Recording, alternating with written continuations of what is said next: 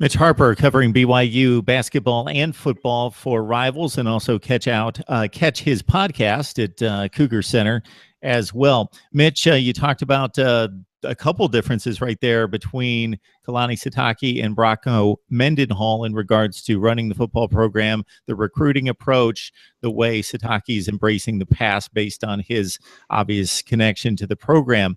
Anything in addition to that? Anything on the field that marks these teams under Sitake heading into a second season that would be a change or a break from the past under Bronco Mendenhall?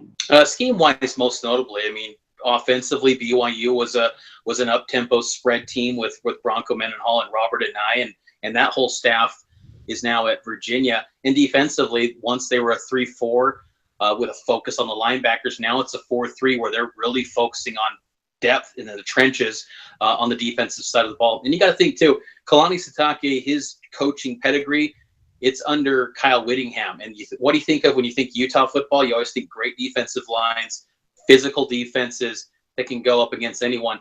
BYU's trying to replicate that because, again, when you're talking about schedules that BYU's facing, LSU, Wisconsin, Utah, you better be physical and you got to win in the trenches. That's where the game's won.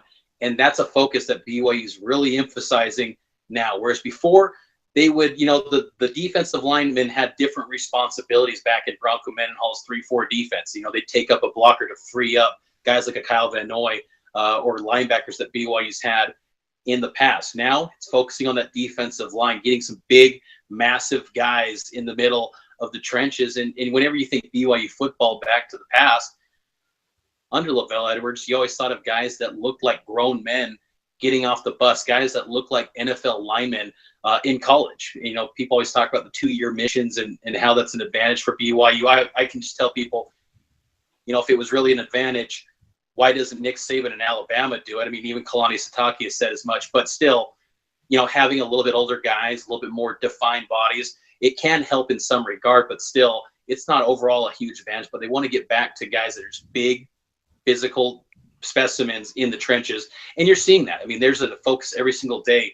BYU, this team is lifting every single day, a lot of Olympic lifting, and so you're seeing a lot of guys that are just really getting more physical, more toned, and it's going to show. And I think that you saw it a little bit last year in year one, and now they look to get back to double-digit wins for the first time since 2010. So it's 2011. It's been a little bit of time since BYU had a double-digit win season.